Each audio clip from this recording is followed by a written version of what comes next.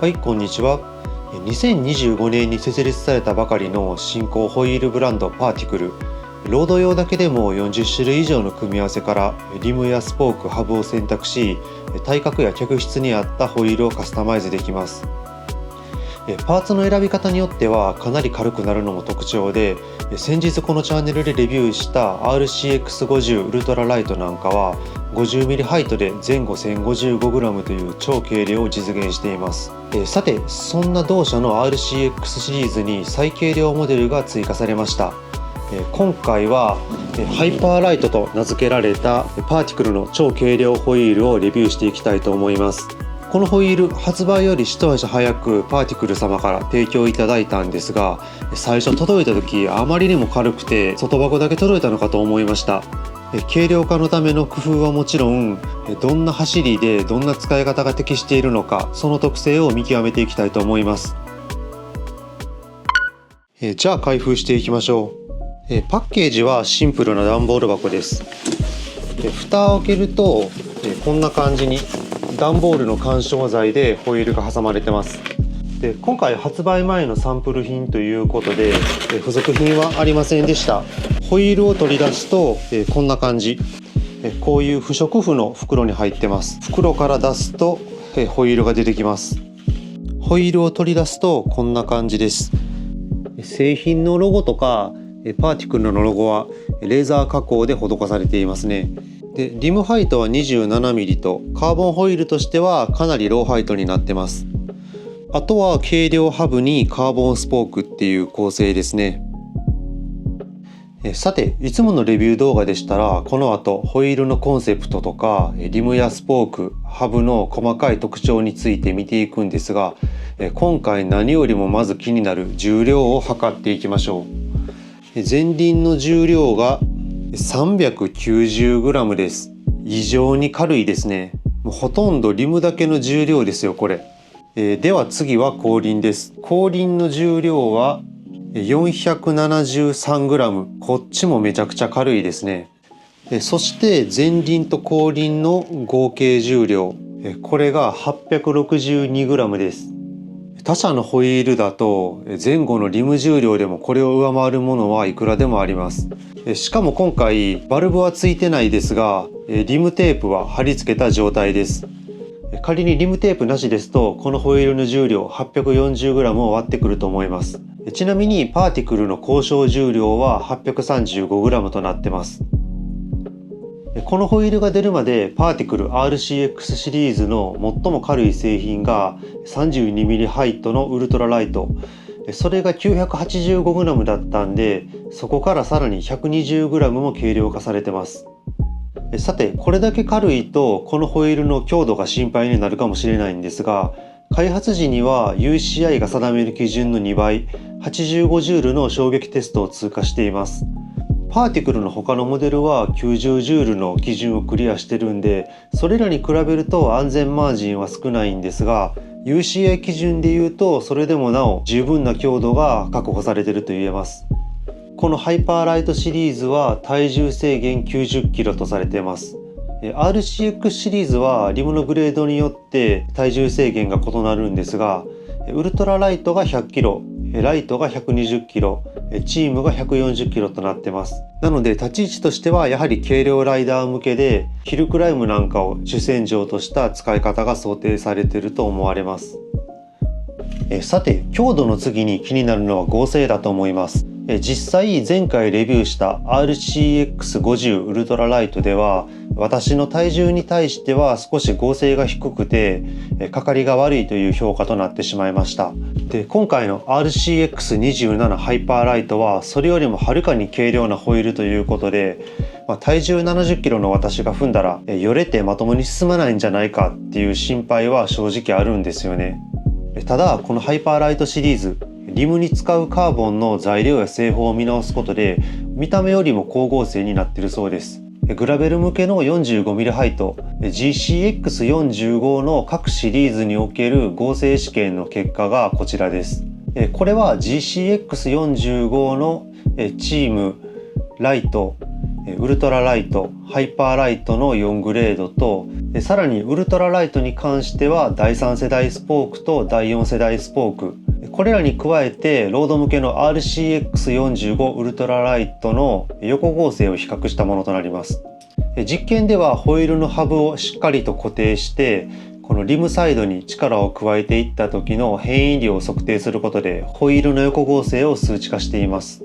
でこうしてみると最も変異が少ないのが GCX45 のチーム第4世代スポークで 7.7mm です。で実はその次に合成が高かったのが GCX45 のハイパーライトだったんですよね。なのでリムの形状とスポークの種類を統一すると最も合成が高いのが最も重いチームというのはわかるんですが、その次が最軽量のハイパーライト、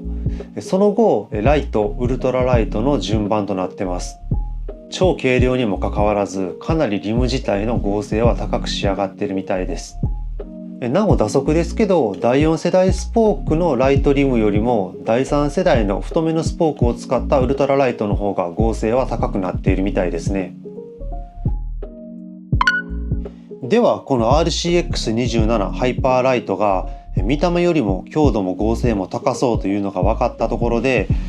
このリムとスポークとハブについて詳しく見ていこうと思います。まずはリムからですね。リムは 27mm ハイトのカーボンリムとしてはかなりローハイトな部類となっています。そしてリム幅は内幅が 24mm 外幅が 28.3mm とされてます。じゃあ実測してみましょうか。まずリムハイトは 27.5mm 台といったところです。内幅は実測で 24.1mm ぐらいですかね。それに対して外幅は結構細いです。交渉値 28.3mm となっていましたが、リムの最も広い部分をノギスで測ってやると 28.8mm 台とかですね。通常外幅 28mm といえば内幅は 21mm とかなんで、このビードの耳の部分がかなり薄く成形されているのがわかると思います。ちなみに軽量化のためにこの RCX27 ハイパーライトはリム表面が無塗装でレーザーでロゴを加工しています。全体的に艶消しのしっとりした高級感のある仕上がりになっていると思います。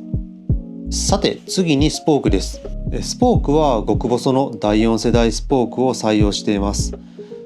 これについては前回レビューした RCX50 ウルトラライトのものと同じものですね。3.2mm 幅 ×0.9mm 厚のエアロ形状で重量が1本 2.1g となっています。スポーク本数は前後とも20本、左右とも2クロスの左右対称の組み方となっています。そして最後にハブです。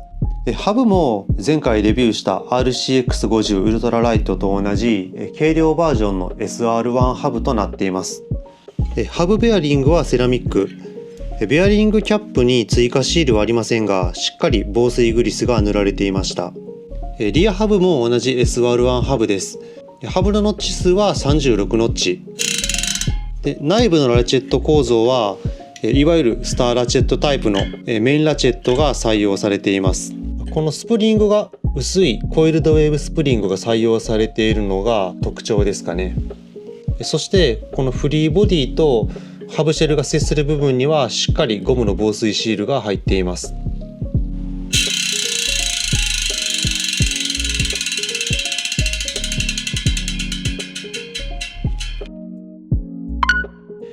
ではタイヤを取り付けていくんですが、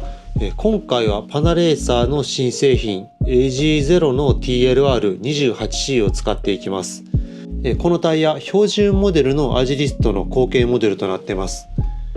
重量は 262g で、もう1本の重さも測ってみたんですが、こちらも 262g でした。旧アジリストと比べてここにトレッドパターンが追加されてます。また TLR モデルに関してはタイパンクベルトは入ってないんですが、コンパウンドとかケーシングの見直しで貫通パンクに対する耐性は上がってるらしいです。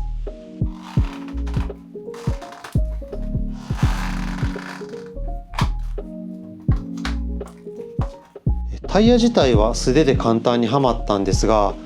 このタイヤ回転方向指定があるんで注意してください。私最初逆にはめてやり直すはめになりました。じゃあ今回もフロアポンプでビードを上げていきましょう。ビードの滑りを良くして、あと気密性を高めるために石鹸水をスプレーして、で空気入れていきます。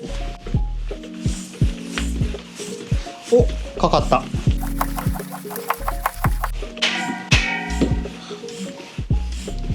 簡単にビード上がりましたね。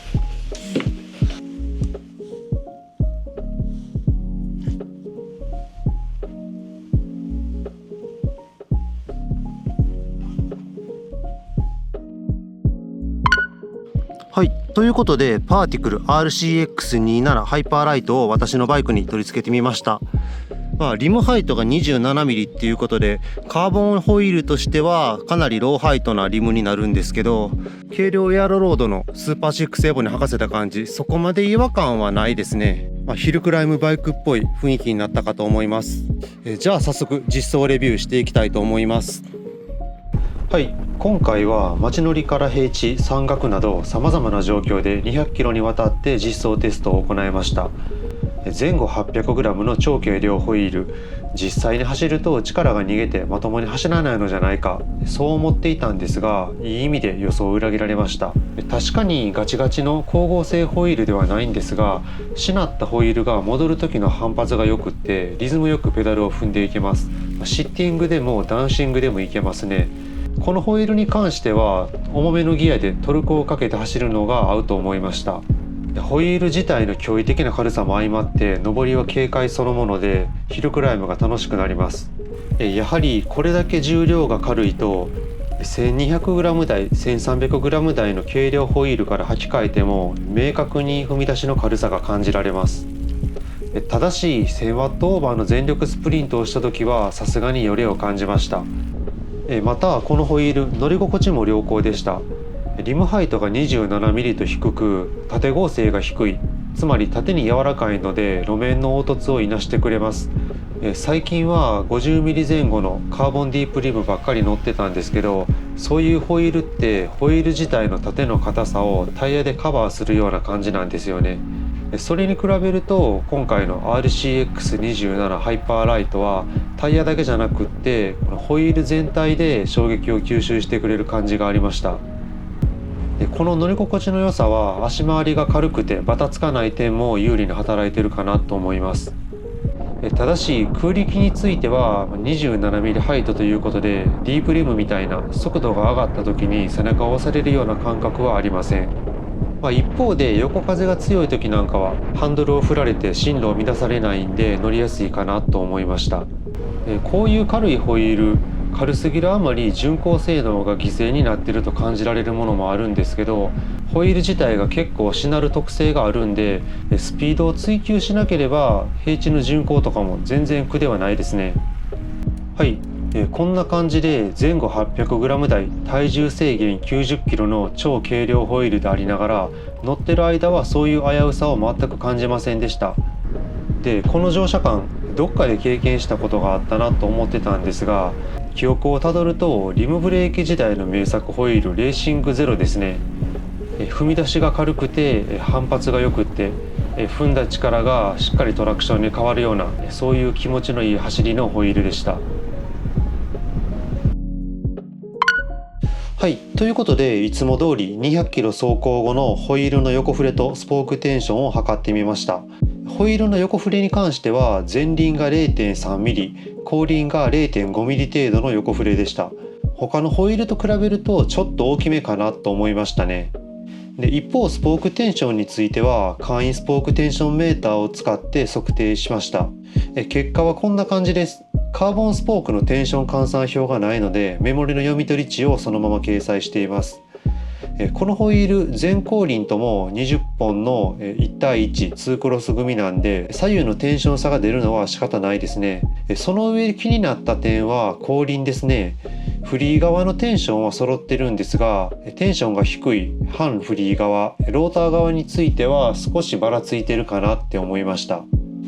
ホイールのビルドクオリティに関しては決して悪くはないんですが特筆するほどでもない標準的なレベルかなと思いました。はい、ということで今回は交渉重量 835g、 リムテープ込みの実測重量で 862g という超軽量ホイール、パーティクルの RCX27 ハイパーライトをレビューしてきました。以前レビューした同じパーティクルの RCX50 ウルトラライト、このホイールは 50mm ハイトで 1055g だったんですが、正直なところこのホイール合成の面で物足りなさを感じていました。なのでそれよりもはるかに軽いこの RCX27 ハイパーライト、乗る前はあまり期待していなかったというのが本音です。しかしその予想はいい意味で裏切られました。確かに 1000W オーバーのスプリントではホイール自体のよれを感じる場面もあるんで、スプリンターとか体重の重い選手には向かないと思います。しかし一方でこのホイールの圧倒的な軽さは加速時やヒルクライムで大きな武器になりますし、このホイールのしなりからの反発力を生かしたペダリングは非常に軽快でトルクをかけて走るのが気持ちいいです。さてこんなに軽いのになぜこんなによく走るのか、その秘密はやっぱりこのリムにあります。パーティクルにこの RCX27 ハイパーライトの試験結果を教えてもらったんですけど、側面から 30kg の重さをかける横合成試験の結果は 8.31mm の変異、同社の他のホイールの試験結果と比べるとこんな感じになります。見てもらうと RCX45 ウルトラライトや GCX45 ウルトラライトはもちろん、もう一段階重くて合成が高い GCX45 ライトよりもリム合成自体は高いんですよね。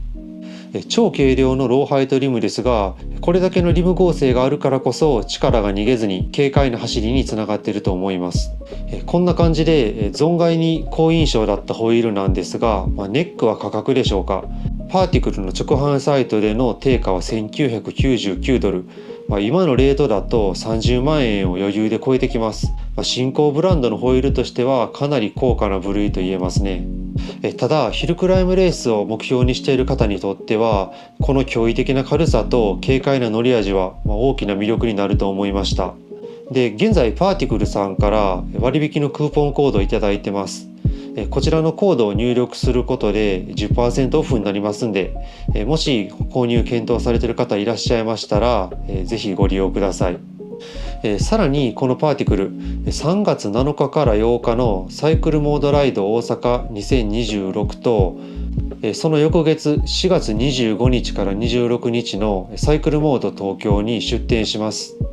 こういう直販ブランドのホイールなかなか実物を見る機会がないと思うんで、会場にお越しになる方いらっしゃいましたらぜひパーティクルブースに立ち寄ってこのホイールに触れてみてください。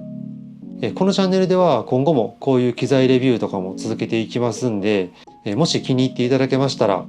高評価とチャンネル登録よろしくお願いします。それではご視聴ありがとうございました。